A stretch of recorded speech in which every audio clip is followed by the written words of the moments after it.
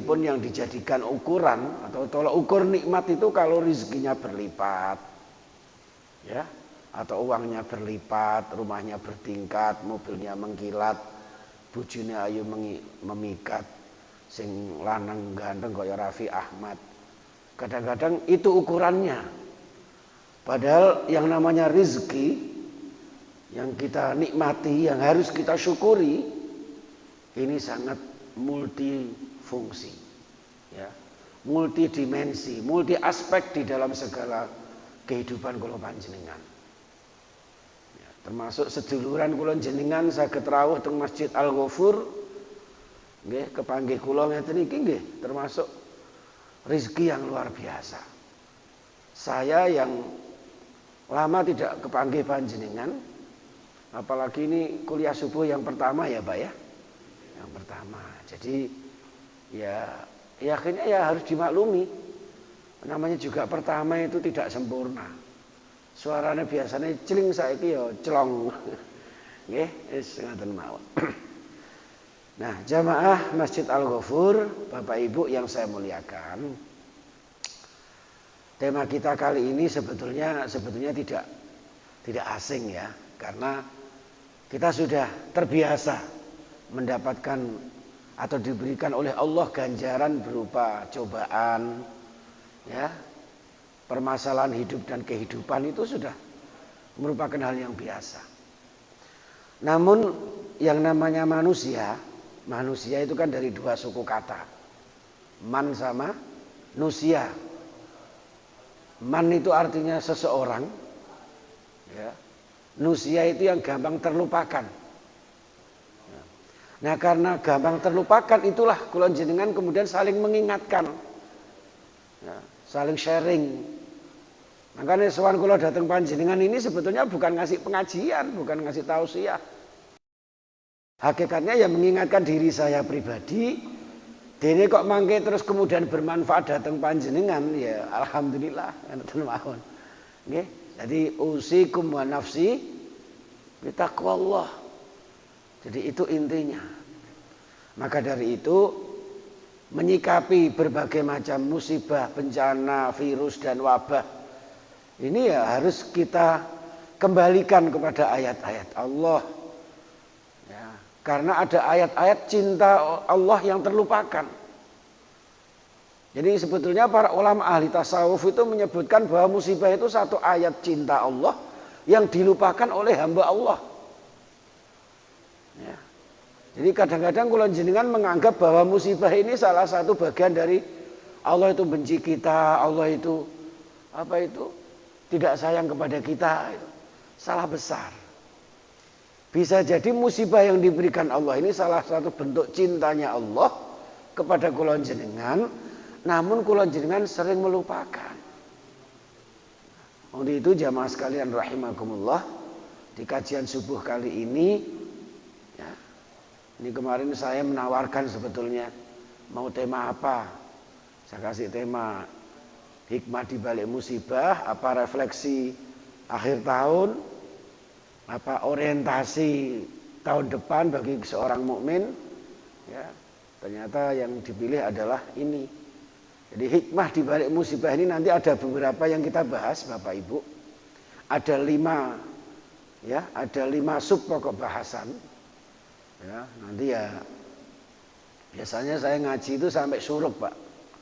Kalau sampai syuruk berarti ya kira-kira 45 menit ya. Sekira 45 menit. Kalau mau setengah 6 ya berarti syuruk sekaligus duha nggih. Jadi musibah ini ayat-ayat Allah yang terlupakan, yang akan kita pelajari nanti. Yang pertama, ya, ibrah dari umat-umat terdahulu. Ya. Kemudian yang kedua, memahami musibah dalam perspektif akidah. Sedangkan yang ketiga, hakikat musibah. Baru yang keempat, hikmah di balik musibah. Dan yang kelima adalah sikap seorang muslim, sikap seorang mukmin menghadapi musibah. Terkait dengan ibrah dari atau pelajaran dari umat terdahulu, Bapak Ibu, tentu panjenengan masih ingat nggih, anjuran mengambil pelajaran dari surah Yusuf ayat 111. Laqad kana fi qasasihim ibratul liulil albab. Laqad kana teman-teman yakti wis ana fi qasasihim ing dalam kisah-kisahe umat-umat terdahulu. Sungguh telah ada di dalam kisah-kisah umat-umat terdahulu itu ibratun sebagai sebuah pembelajaran. Kangge sinten liulil albab. Nggih, kangge wong sing duwe akal tur gelem nggunakno akale. Ngapunten, ada orang itu yang enggak punya akal. Ada yang punya akal tapi tidak bisa menggunakan akalnya. Ada orang yang punya akal menggunakan akalnya lalu mengaplikasikan dalam kehidupannya. Insya Allah kados panjenengan ini yang disebut dengan ulul albab.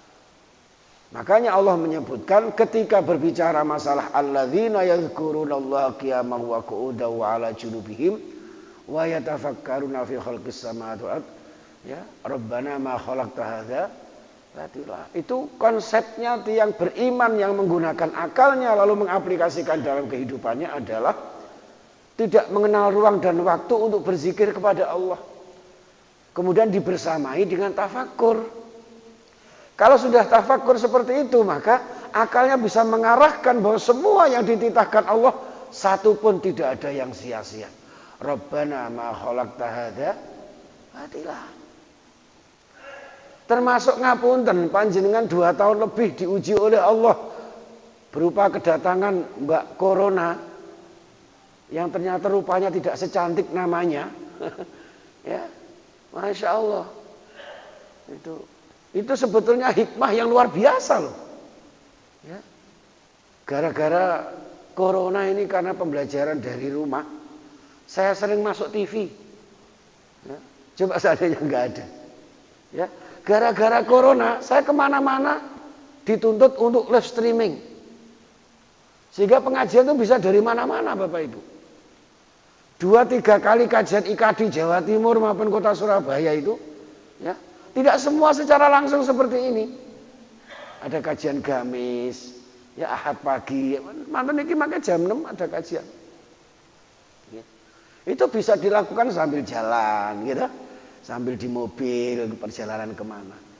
Bahkan kajian saya tafsir hadis di Masjid Darut Taqwa, masjid saya sendiri Bapak Ibu, tiap Rabu dan Sabtu, itu tidak pernah perai. Kalau dulu kan, kalau pas saya pergi ngeten kan perai. Sekarang enggak. Kemarin waktu ke Jogja, ya udah streaming dari sana. Itu gara-gara pembelajaran dari Mbak Corona. Dulu Mbak Siti pandemi. Loh, mulane ngapunten delalahnya qadarullah nggih nek kula jenengan ngarani nggih. Qadarullah. Kenapa corona kok disebut Covid? Itu kan sering saya sampaikan itu. Ada 19. Mau kejadiannya 2020 di Indonesia. Kenapa tidak Covid 2020 aja? Kok 19? Itu qadarullah Bapak Ibu. Ya, qadarullah. Covid COVID. Hadapi musibah itu apa saja dengan cara C. Cerah ceria setiap saat bagaikan reksona. Tidak usah panik. Ibu-ibu misalnya tanggal muda, nggih, wayahe nampa amplopan teko bapake arek-arek. Ternyata sampai tanggal 5 kok dereng wonten, cerah ceria saja. Nggih. Ngoten. Biasanya gajine bapake kok 2 juta, ternyata kok mek 1 juta ndak apa-apa. Yang biasanya masak iwak pindang, ya tempe, penyet lah iso. Loh, cerah niku seperti itu. Cerah ceria. Orang Islam tidak boleh panik menghadapi musibah. Kenapa? Karena di balik musibah itu 1 kali musibah dibersamai dengan 2 kali kemudahan. Inna ma'al usri yusra. Itu seperti itu Bapak Ibu. Makanya harus dihadapi dengan cerah ceria. Lah O-nya itu ya olahraga. Aja mek iktikaf tok teng masjid nggih mboten pareng. Rasulullah setiap pagi olahraga. Ya. Olahraga secukupnya, tentu juga semampunya. Jangan dipaksakan. Nah potongan kayak kula jenengan wis tuwek-tuwek ngeten iki jenengan sepak bola ya mreteli. Dadi sak mampunya jogging sekitar mriki. Syukur-syukur niki kan delalahe Masjid Al-Ghafur ini kok tempatnya kan bagus ya Pak ya. Dikelilingi gang. Panjenengan jalan-jalan dari sini bismillah niat tawaf. Labbaik Allahumma labbaik. Ya, keliling sekitar Masjid Al-Ghafur ini 7 kali insya Allah capek. Ya. Loh itu cara mengatur ritme kesehatan kula jenengan. Cerah, ceria, tidak usah panik dalam menghadapinya. Lajeng disertai dengan ikhtiar lahiriah, olahraga. Lah vitaminnya seimbang. Ya. Dar sawontenipun tapi sing sekiranya halalan thayyibah. Nggih. Terus iman dikuatkan, imunnya tetap dijaga. Niki alhamdulillah niki nggih barokah Covid to Pak niki. Niki kan wis sebelum sebelum ada pandemi nggih. Ketok anyar terus. Loh itu hikmah yang tidak boleh kita lupakan. Nah, terus D itu zikir dan doa. Banyak-banyak berzikir dan doa yang inspirasi dengan 19. 19 itu ternyata angkanya bismillahirrahmanirrahim Bapak Ibu. Jadi bismillahirrahmanirrahim 19 huruf. Artinya apa? Di dalam menghadapi permasalahan hidup dan kehidupan, melangkahlah dengan bismillah. Dengan nama Allah, atas nama Allah. Kalau niki wau cara mboten atas perlindungan Allah, atas pertolongan Allah. Kadosnya mboten saged sowan dhateng ngarsa panjenengan. Karena tadi malam tuh habis kajian tafsir di Masjid Nurullah, tengah malam harus ngisi online bersama warga Indonesia yang ada di Arab Saudi. Bayangkan, baru kayak pandemi Pak. Cara gak ono pandemi, ono sing ngreken wong Taiwan, wong Hong Kong sing kepengin ngaji online sama kita. Gak bisa. Ya. Allah membuka jalan semuanya luar biasa. Ya, itu jamaah sekalian rahimakumullah. Sehingga ternyata menuntut ilmu, mengkaji, menggali ayat-ayat Allah bisa dilakukan kapan saja, di mana saja. Ya. Itu hadirin yang dimuliakan Allah. Maka jadikanlah pelajaran. Laqad kana fi qasasihim ibratul liulil albab. Nek lengkapipun maka na hadisa yuftara walakin tasdiqal ladzi baina yadayhi wa tafsila kulli syai' wa hudaw wa rahmatan liqaumi yu'minun. Jadi ternyata semua kejadian-kejadian terdahulu itu tidak ada satupun yang dibuat-buat. Apalagi didasari dengan kebohongan. Melainkan semua yang diciptakan Allah Subhanahu wa taala, semua yang dikisahkan Allah Subhanahu wa taala adalah untuk membenarkan, sekaligus menyempurnakan syariat-syariat terdahulu yang tentu disempurnakan dengan situasi dan kondisi zaman. Sehingga Al-Quran ini kemudian benar-benar menjadi hidayah wa rahmah, dan bagi seorang mukmin Al-Quran adalah sumber rahmat. Dan bahkan di ayat yang lain wa syifa'ul lima fis sudur, menjadi obat di dalam hati. Balik tenggene lagune wong Benowo, tombo hati ana 5 perkara. Siji maca Quran. Sak maknane napa sak legreke? Sak maknane. Ya, mulane maca Quran itu dihayati karena di Al-Quran itu banyak mukjizat yang harus kita pelajari.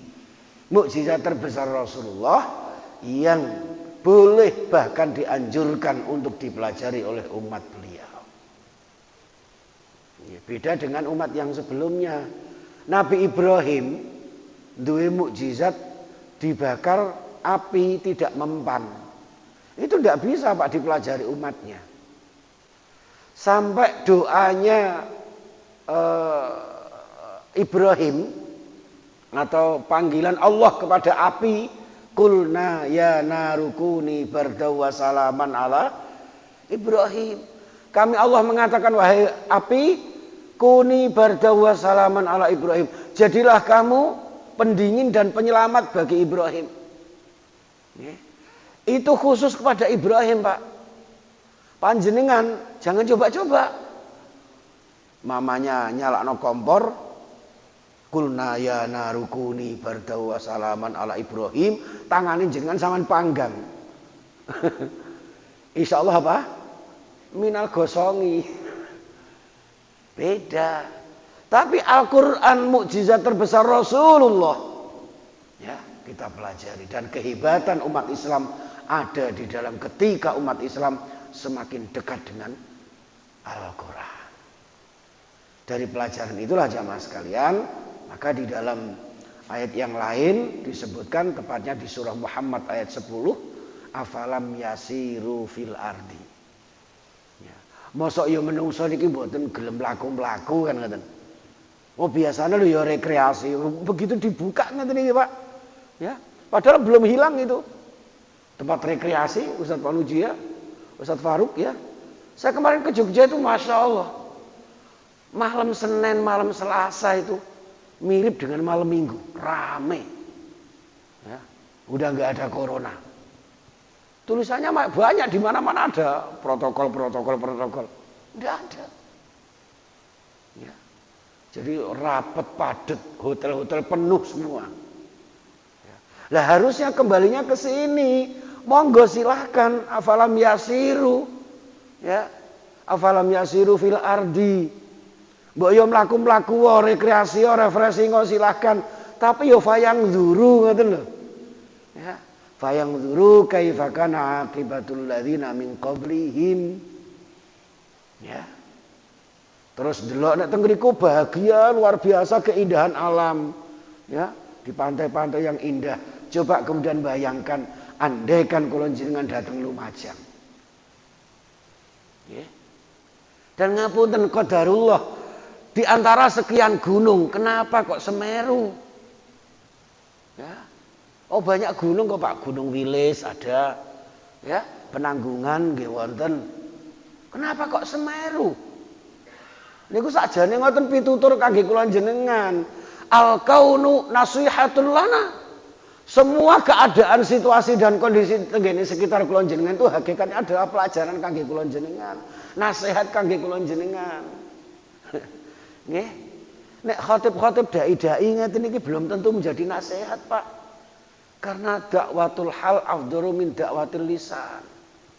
Situasi kondisi itu lebih mengena daripada retorika semata. Oh kadang-kadang saya ngomong ngeten iki durung karone sok nglakoni ya, Pak. Makanya disindir sang imam kalau wau kabura maktan indallah ya antakulu mala tafalun. Ya. Itu kadang-kadang kalau ngomong sabar ngeten iki nggih. Engko kira-kira ditinggal bojoku aku ya ngamuk kok. Lah niku mulane fayang zuru. Kenapa kok Semeru? Bisa jadi karena menungso senengane mangan tur-turu. Gak gelem ibadah. Tangi tengah malam tibake mek pipis. Pis offshore balik kanan gerak. Malaikat was bingung nggo buku arepe nyatet. Elah jeketek balik kanan. Padahal dawuh Allah wa minal laili fatahajjat. Ngaten. Salat nggih ngoten. Yang harusnya diramaikan, disiarkan masjidnya. Coba jenengan pirsani. Rame pundi warung kopi kali tiang jamaah ngaji. Lah iya. Wong dikongkon maca Quran qiraah sing enak ngoten niku. Ijek seneng lagu, nyanyi lagu Losdol kok. Nggih nek gak ono tarik sis. Nah, semongko lho ngono iki lho, Pak. Itu menungso Semeru. Lah sing kena tenggene pundi? Lumajang. Napa oh? Soale akeh wong sing senengane lumah-lumah nang ranjang. Gak mikir napa berjuang. Padahal umat Islam itu hukumnya wajib berjuang, Bapak Ibu. Ya. Tenggene hadis itu banyak sekali wajib berjuang. Lalu muncul lagu umat Islam hukumnya wajib berjuang, gitu. Boten kenging namung kendel sangga uang, mumpung taksih kesempatan nang alam padang. Kudu sing giat aja mung cukup nyawang, gitu. Engkang sugih berjuang nganggo bandane. Berjuang tidak ngangkat senjata. Ngalim pinter berjuang nganggo ilmune. Yen gagah rasa kudu nganggo tenagane. Yen sampun sepuh disuwun doa restune. Ngoten niku. Jadi Masjid Al-Ghafur yang begitu makmur luar biasa ini karena perjuangan panjenengan. Sing sugih ya gak usah banyak ngomong, ayo langsung jariah. Karena kekayaannya. Itu mestinya. Ya, fayangzuru kaifa kana aqibatul ladzina min qablihim dammarallahu alaihim walil kafirina amsaluha. Karena banyak yang ingkar termasuk orang-orang kafir akhirnya dihancurkan oleh Allah Subhanahu wa taala. Coba kita tengok kisahnya umatnya Nabi Nuh. Azab yang ditimpakan Allah kepada umatnya Nabi Nuh. Tenggene surah Hud ayat 42. Gitu. Wa hiya tajri bihim fi maujin kal jibal wa nada nuhun ibnahu wa kana fi ma'zili ya bunayyarkam ma'ana wala takum ma'al kafirin.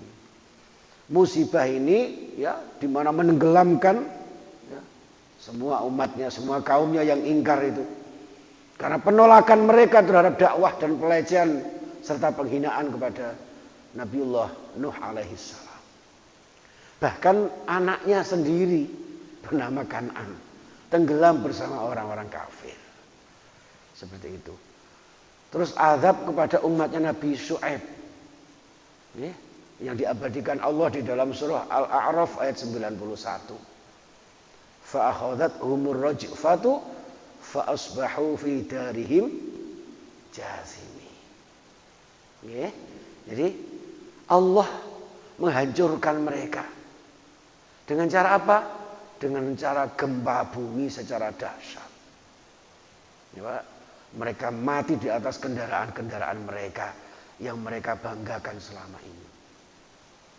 Lah Indonesia niki Pak, ya, wis ngincipi macam-macam. Longsor ya wis, gitu. Gempa bumi barusan kemarin bahkan ada indikasi tsunami. Terus banjir di mana-mana. Niki teng Jawa Tengah, Pak. Nggih.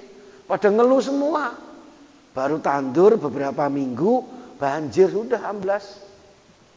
Ya, di kampung saya di Pati itu, Pak. Allahu Akbar. Orang sana itu kalau sudah musim kemarau, kekurangan air, begitu musim hujan, kebanyakan air. Ya. Sampai pepatah yang ini. Wong Pati iku terutama desa saya. Wong Pati iku nek ketiga gak iso cewek, nek rendeng gak iso ndodok. Kenapa gak iso cewek? Soalnya kekurangan air. Kenapa gak iso ndodok? Karena arep ndodok kena air. Jadi banjir itu sampai di rumah-rumah. Ini sawah-sawah sudah tenggelam semua. Ya, itu seperti itu, Pak. Banjir ya.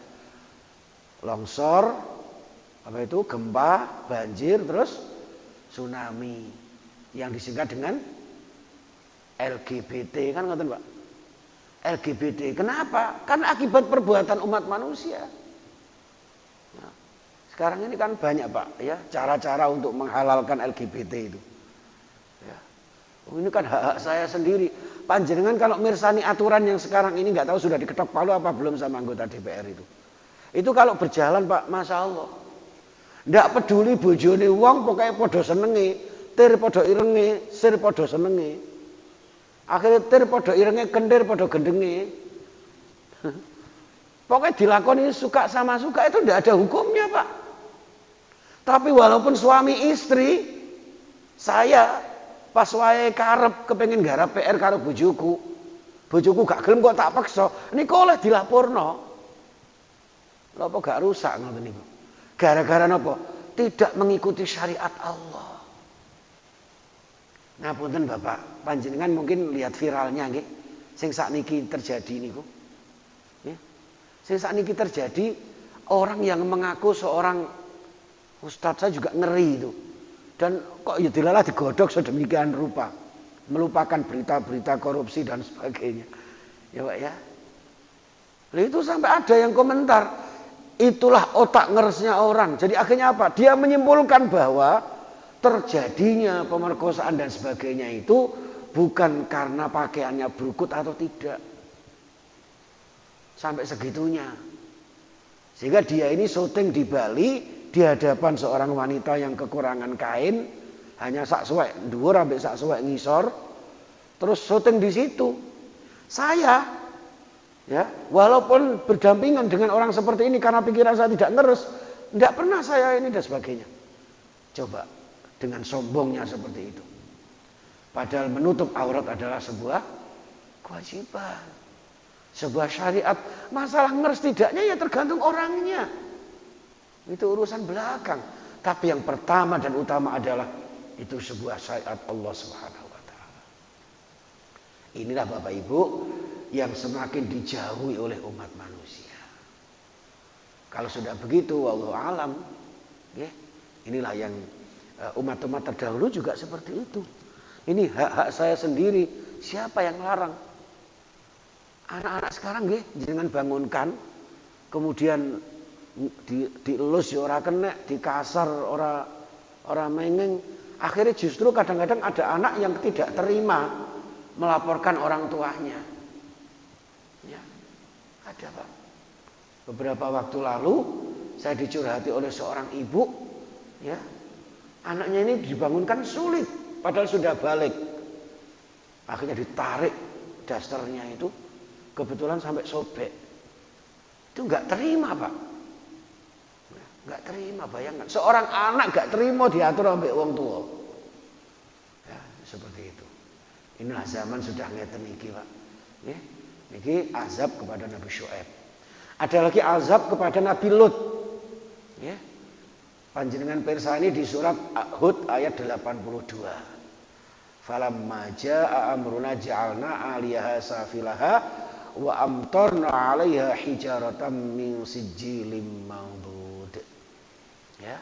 Azab Allah berupa apa itu hujan batu, ya, yang menghancurkan mereka, ya, sehingga bangunan-bangunan mereka, baik bangunan yang tinggi apalagi yang rendah, peradaban-peradaban mereka hancur luluh, hancur berantakan, ya, rata dengan tanah tak tersisa. Itu jamaah sekalian rahimakumullah. Karena berhadapan dengan kuasanya Allah. Kenapa?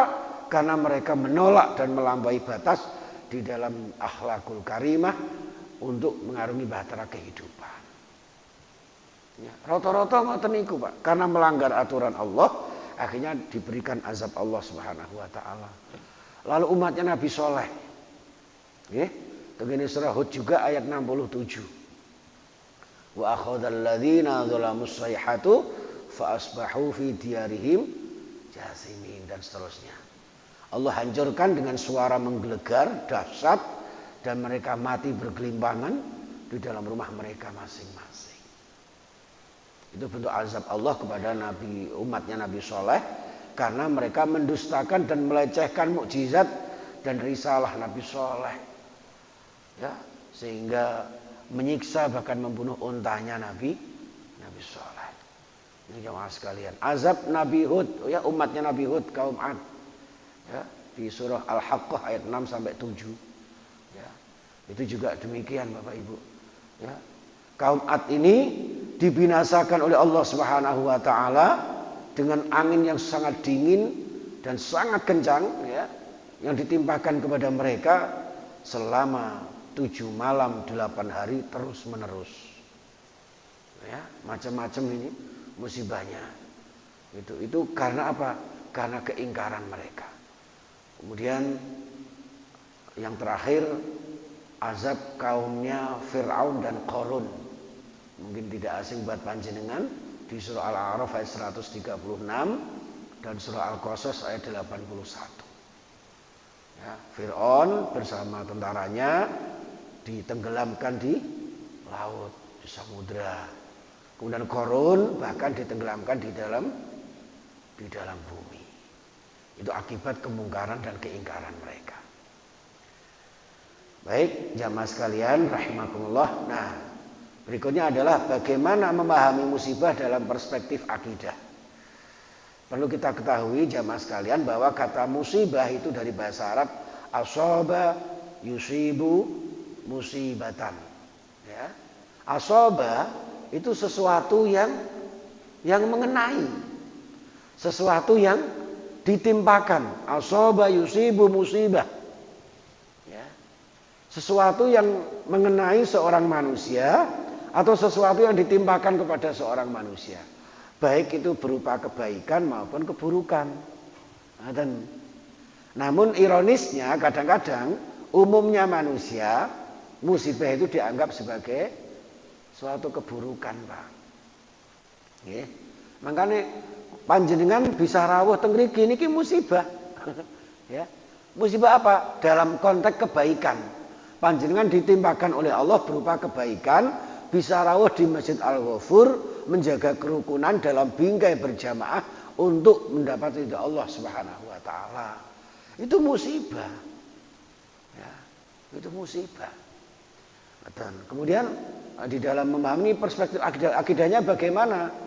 Di dalam musibah itu ada takdir secara ghaibi, ada secara syar'i, ada takdir secara kauni. Kalau secara ghaibi tentu semua ini mafatihul ghaibi la ya'lamuha illahu. Ya. Panjenengan lihat ini surah Al-An'am ayat 59. Jadi musibah ini secara hakiki hanya Allah yang Maha tahu. Ada apa di balik ini semua? Kan ngoten, Pak. Ya, kita ya tiba-tiba setelah tahu ya belakangnya itu. Makanya di dalam Al-Baqarah ditegaskan wa asa an takrahu syai'an wa huwa khairul lakum. Bisa jadi sesuatu yang tidak kita sukai itu ada hikmah di balik itu setelahnya. Nah, cara bahasane laris sakniki akan indah pada akhirnya. Akan indah pada waktunya seperti itu. Maka dari itu akhirnya kula jenengan memahami bahwa semua yang menimpa kita ini adalah berdasarkan rahasia Allah Subhanahu wa taala. Kalau secara syar'i, nggih, hukum kausalitas, hukum sebab akibat, panjenengan pirsani surah Hud ayat 59. Wa ma kana rabbuka muhlikal qura hatta yab'atsa fi ummiha rasulan yatlu 'alaihim ayatina wa ma kunna muhlikil qura illa wa ahluha dzalimun. Gusti Allah niku nek arepe menghancurkan sebuah kaum, sebuah perkampungan, nggih, itu tidak ujug-ujug niku mboten. Akan tetapi di sana ada hukum sebab akibat karena perbuatan manusia itu. Sudah ada rasul, dibacakan ayat-ayat Allah, ternyata mereka mengingkari. Sehingga apa? Kehancuran-kehancuran itu diakibatkan oleh ya napa? Wa ahluha zalimun. Karena penduduknya berbuat zalim. Tenggene ayat yang sangat populer itu kan ada, Pak. Walau anna ahlal qura amanu wattaqau la fatahna alaihim barakatim minas sama'i wal ard. Kok umpama masyarakat niki gelem beriman bertakwa niku Allah buka pintu keberkahan kok. Tapi kenapa yang terjadi kok musibah bencana alam? Bisa jadi walakin kadzabu fa akhadnahum bima kanu yaksibun. Karena mungkin mereka mendustakan ayat-ayat Allah, Pak. Sehingga Allah memberikan sebagian dari azabnya kepada manusia. Ya. Belum lagi begini surah Ar-Rum. Dzarul fasadu ya, kerusakan di muka bumi maka sahabat aidinas. Perbuatan manusia. Ya, itu seperti itu. Baik jamaah sekalian rahimakumullah, agar kita benar-benar mengambil pelajaran hikmah dari musibah ini dalam perspektif akidah. Nah, disinilah maka kemudian dalam takdir kauni ya secara napa niku kenyataan dalam kehidupan ya tentu semuanya ini adalah nek cara bahasane wong ilmuwan kan hukum alam ya Pak ya. Bisa jadi karena situasi kondisi daerah setempat itu sehingga menyebabkan satu bencana tersendiri. Nah, terlepas dari semua itulah maka kula jenengan harus memahami hakikat musibah itu apa. Hakikat musibah itu adalah bahwa kula jenengan itu masih disayang sama Allah. Tegene surah Al-Anbiya ayat 107 itu yang sering kula jenengan dengar, wa ma arsalnaka illa rahmatan lil alamin. Niku nek cara bahasane napa niku para ahli tafsir, sayangnya Allah kepada umatnya Rasulullah itu dalam bentuk ditangguhkan azabnya, meskipun banyak umat yang mengingkarinya. Beda dengan umat-umat terdahulu tadi. Ya Pak ya. Sehingga umat-umatnya Rasulullah SAW ini mendapat rahmat Allah sehingga ditunda siksanya. Di lain ayat di surah Kahfi ayat 58, wa rabbukal ghafurur rahmah la yu'akhiduhum bima kasabu la'ajjala lahumul adzab. Allah itu punya rasa pemaaf dan punya rasa kasih sayang sehingga umat manusia meskipun berbuat kemungkaran kepadanya masih ditunda oleh Allah, ya, nanti suatu saat akan ditimpakan kepada mereka.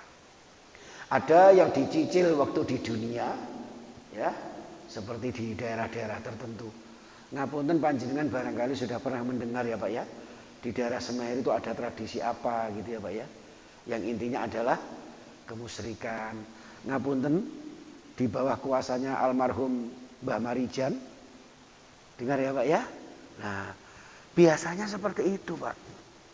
Ada tradisi-tradisi yang sebetulnya itu tradisi-tradisi yang tidak imani, tapi dijadikan sebagai sebuah tradisi yang menjadi leluhur bangsa, ya.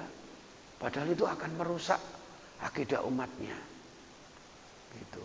Yang namanya larung samudra itu Pak ya, itu hati-hati. Ngaten Pak. Nah di daerah saya di Pati itu apa? Kenapa bisa seperti itu? Secara syar'i, karena mereka itu Bapak Ibu setiap tahun sekali itu mengadakan sedekah bumi. Sedekah bumi bagi saya tidak masalah. Niatnya sedekah mensyukuri hasil bumi. Tapi jangan dimaknai bahwa sedekah bumi adalah sedekah untuk bumi. Akhirnya apa? Banjaan, nyembelih kebo Pak di sana, jarang sapi. Nyembelih kebo, kebunnya dimasak, dimakan rame-rame, nah ndase dipendem Pak, dipunden. Jadi ndas kepalanya itu dihias sedemikian rupa, ada ronce-roncenya bunga apa itu ya, terus dipendem di bawah punden. Ngono ku ndongane ndonga Arab lho Pak, ndongane ndonga Al-Qur'an. Mbah Mudinnya itu ndongane ndonga Rabbana atina fid dunya hasanah wa fil akhirati hasanah. Jare Gusti Allah gundulmu ngono. Oh, kan menyekutukan Allah. Ya. Danyang lor, danyang kidul, danyang ngetan kan ngoten, Pak. Ya.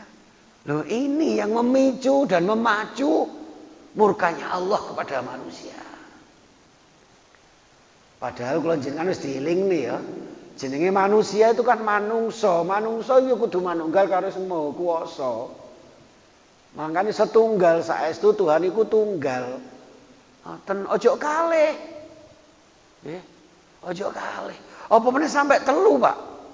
Wala taqulu apa itu? Salisu salasa itu, Pak. Ya kan? Jangan kalian ucapkan bahwa Allah itu terdiri dari 3 bagian. Ngoten lho. Lho ngoten niku enten sing mentolo bantah, Pak. Dan dia mengaku umat Islam, bayangkan. Ya. Ayo tunjukkan sambil bawa uang itu. Jangan mirsani mboten video ini itu. Ya. Sambil bawa uang rong gebok gitu ya kanan kiri. Ayo siapa di antara kalian yang bisa menunjukkan satu ayat pun, satu hadis pun yang melarang ucapan selamat Natal? Ditunjukkan Pak itu.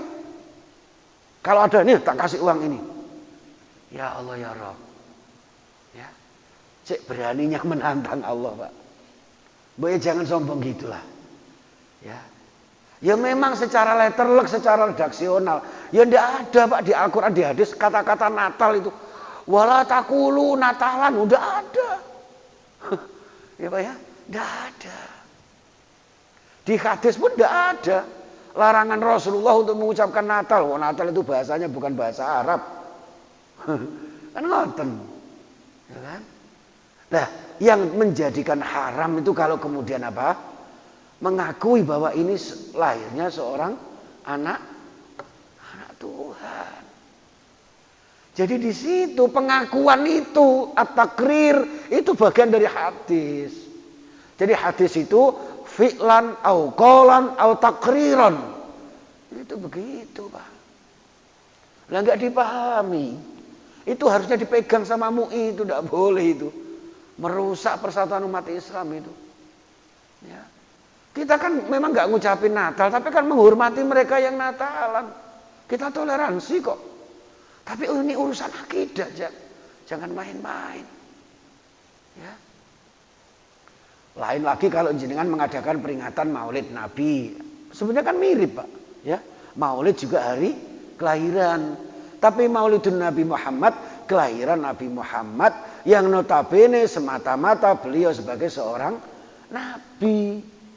Nah, kalau Maulidu Isa, kelahiran Isa kemudian diyakini bahwa Isa ini adalah anaknya Allah. Lah ini loh. Oh, Nabi Isa sendiri mengatakan kok, saya ini hamba Allah. Ya, ini Abdullah atani alkitab wa ja'alani nabiyan. Kan ngoten, Pak.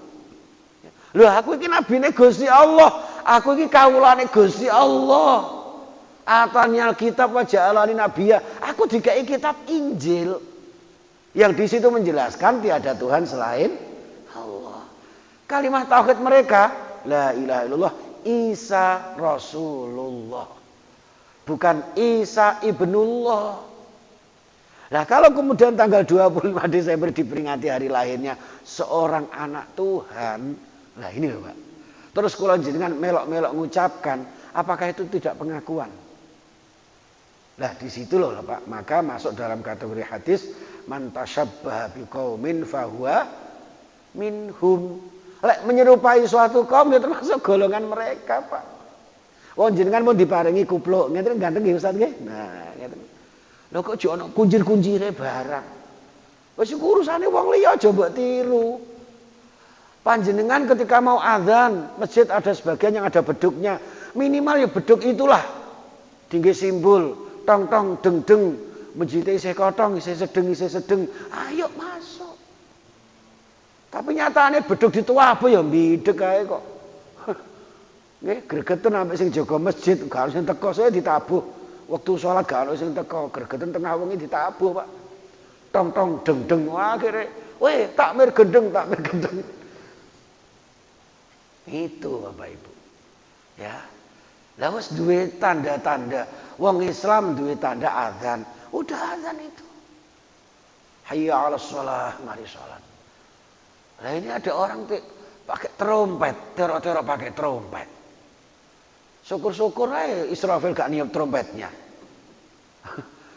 Pas kula jenengan anak putune trompet titit, Israfil bersaing jebret, pegak maklek. Ya, itu Bapak Ibu. Makanya hati-hati. Ya. Lah anakku nangis ya, putuku nangis ya, Pak. Ya wis, nek nangis ya terpaksa engko tekan ngomah digekno apa ngono. Ya. Jadi ini Bapak Ibu. Ya. Ya tolong misalnya menurut dia kok tidak usah apa itu mau kepingin mengucapkan Natal ya monggo silahkan, tapi jangan punya statement seperti itu. Itu namanya menantang. Ini hadirin yang dimuliakan Allah. Untungnya kok Allah itu tidak seperti umat-umat terdahulu. Cara aku dadi Gusti Allah, Pak. Wong sing ngono langsung tak tegek mata ya.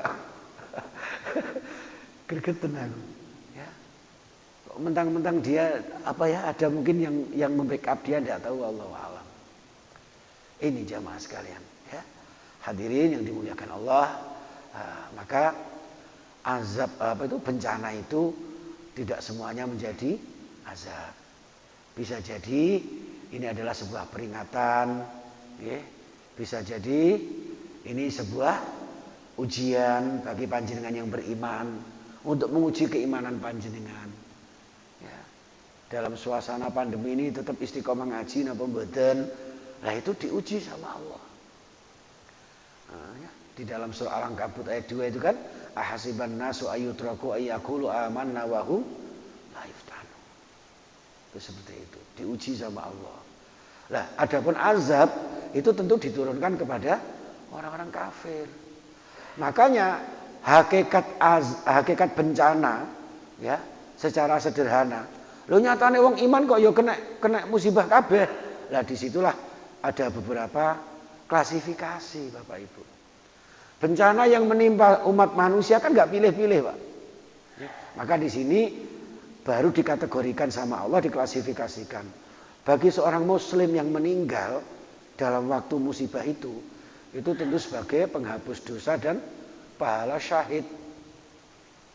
Jadi berbahagialah misalnya ya, ada keluarga kita yang meninggal karena wabah kemarin itu menurut hadis yang sahih itu bagian dari syahid. Mudah-mudahan termasuk syahid dan husnul khotimah. Ya. Jadi sehingga tidak terlunta-lunta memikirkan terus, coba seandainya tidak ada corona, suami saya mesti hidup berdampingan dengan saya selama-lamanya. Mulu kadang-kadang saya dibarengi ambek kata-kata ini, saya tidak bisa hidup tanpamu Papa. Oh, gitu pengarene nanti. Kan ada Tuhan yang menghidupkan kita. Ya, Masya Allah. Ini. Kemudian kalau yang meninggal itu seorang kafir ya tentu menjadi azab. Sedangkan seorang muslim yang korbannya selamat, ini menjadi teguran buat kita. Musibahnya ada di Lumajang. Ini bisa jadi teguran buat kita. Ya. Untung masih di sana. Jadi kita yang ada di sini yang selamat ini, monggo ini teguran agar iman kula jenengan ditingkatkan. Sebagai rasa syukur kita diselamatkan Allah Subhanahu wa taala di kota Surabaya. Padahal Surabaya itu secara etimologi Surabaya. Sura iku sarwa. Ya. Serba, boyo niku beboyo. Sebetulnya serba mendapatkan bahaya sebetulnya. Tapi alhamdulillah selamat. Mudah-mudahan kita semuanya selamat sehat sekeluarga. Nah, itu jamaah sekalian. Oke? Baik.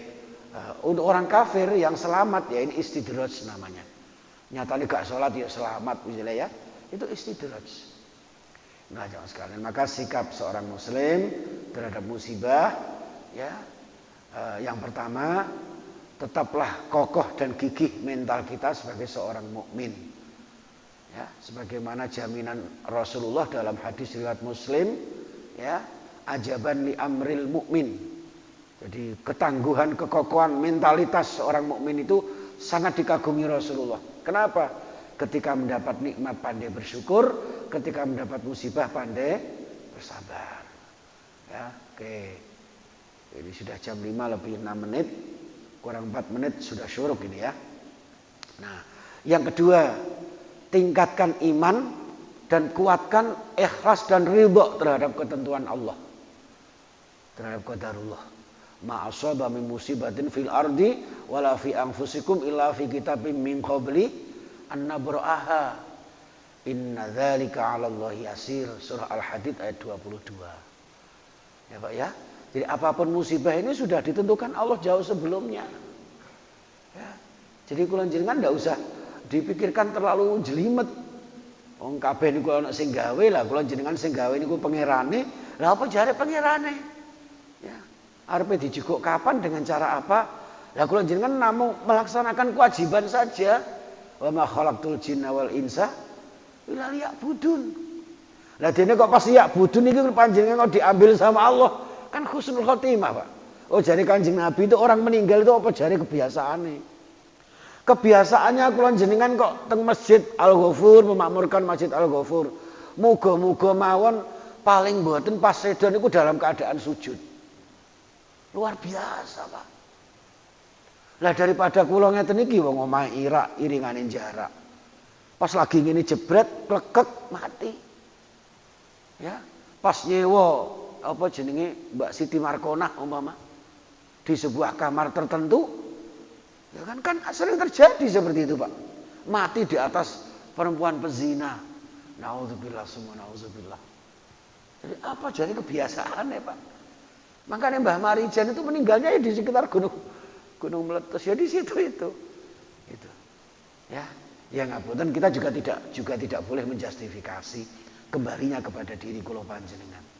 Ya, ini maka tidak boleh kula jenengan kemudian mempertanyakan. La yus'alu amma yaf'alu wa hum yus'alun. Jadi tidak perlu kalau jenengan mempertanyakan kenapa Allah kok murka, kenapa Allah kok memberikan azab kepada saya, menguji kepada saya dan sebagainya, tidak usah. Ya, kalau jenengan tetap pasrah tawaduk, ya, tawakal datang Allah Subhanahu wa taala.